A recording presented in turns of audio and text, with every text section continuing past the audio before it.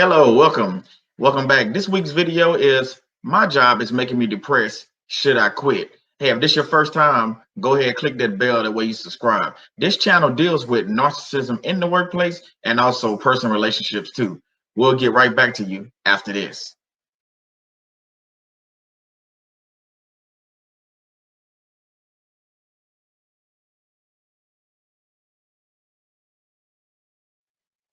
Hey, welcome back, man. This video, I'm happy you're here. Let's just get right into this. Uh, Depression in the workplace is a serious issue. It's an issue that we need to take seriously. We shouldn't take this for granted when we see someone dealing with depression, or if ourselves, sometimes we deal with depression and we want to shrug it off like it's really nothing. We need to make sure that we're dealing with these things. Maybe we have to go to a therapist. Maybe we need to take medication.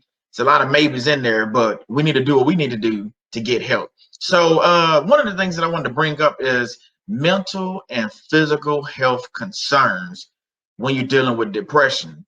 So why did I bring that up? I mean, mental, we talking about brain, obviously. Physical, we talking about everything else in your body. So when you mentally and physically drained and you going to work trying to, deal with every day, we know how 9 to 5s are, or some of y'all 5 to midnight, depending on how you working.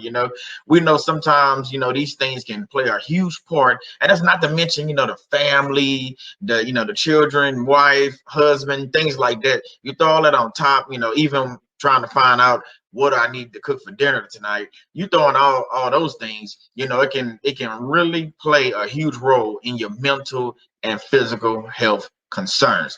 Let's move right along. Absenteeism. Absenteeism, when you're depressed, when the alarm go off, you get that, you like, man, it's 7 a.m. again. I got to get ready for work. Hey, trust me, I've been there many a times. I know exactly what you're going through. But your absenteeism starts to, you're like, man, I don't feel like going to work today. Now, are you sick? Probably not. You're probably sick of working there. So that can be a problem. It can be a concern. So absenteeism plays another huge role in why your job is making you depressed. So, when I say the job, obviously it's not just the job, it's probably people that works at the job. It could be a combination. It could be the job, it could be the people that work at your job, it could be your work-life balance. There's a lot of different things that play a huge role in that. But just realize that when you start calling in sick or calling in just for minor things, it's probably time for you to start looking for another job, or at bare minimum at least go talk to your manager and see if maybe you can change departments or something like that. Let's move on to the next thing. Loss of productivity. So, we started, when we first get hired, we want to make an impression. We want to go in there, guns are blazing, show everybody that we know what we're doing. We were hired for a particular reason, and we want to make an impact, with the company, and, prove to not just everybody else, but prove to ourselves that, hey, we did this on our own. We was able to get the job. And, I say on our own, but obviously with the help of God, we was able to get this job, and we're going to prove that we can do the things that we are hired to do. Let's bring in the first Bible verse. This is going to be Proverbs 12 and 25. Since we're talking about depression, anxiety in the heart of man causes depression, but a good word makes it glad. Yeah, I actually find a Bible verse that mentions depression, but there are some others. But the thing about it, sometimes we have to, go to God in prayer, and we have to realize, when this job is depressing, or people that we working, with, or you just don't want to be around them. You think they lead into a form of depression? Go to God in prayer. Open a good book, talking about the Bible, the actual Bible. Open a good book, open the Bible, actually, read some chapters in there, read a few verses to get your mind right, and just pray that God makes, gives you the strength to make it through the day.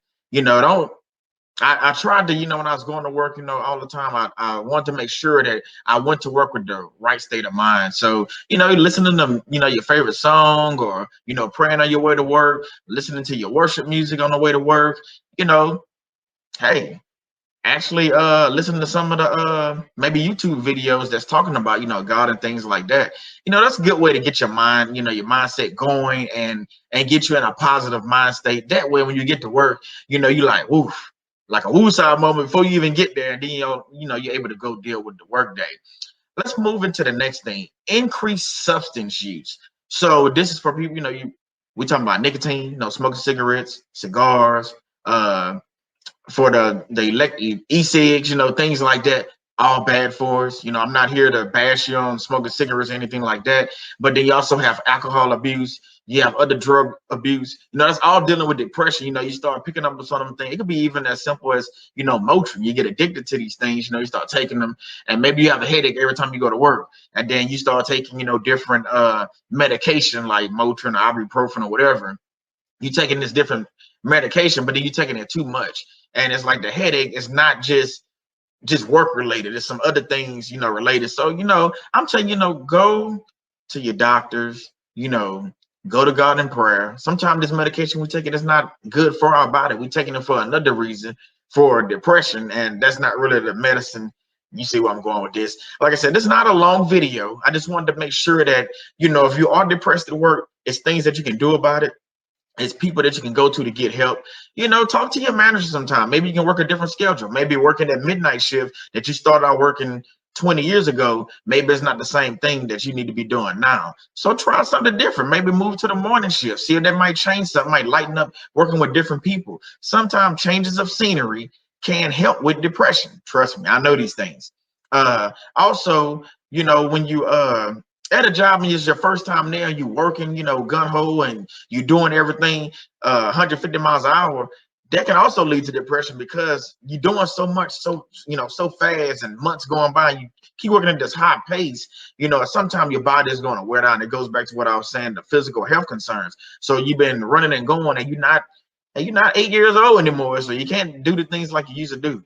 So just realize that depression is a huge problem, not only at work, but just in society as a whole, between men and women. It's not just a man thing or a woman thing, but between men and women. So we have to realize that we have to get the help that we need. We have to love ourselves. We have to love others, because we can see sometimes some of our coworkers are dealing with different things. And, it might be slight signs of depression or maybe high anxiety or something like that. But when you see those things, pull them over to the side. Just ask them, hey, how you doing today?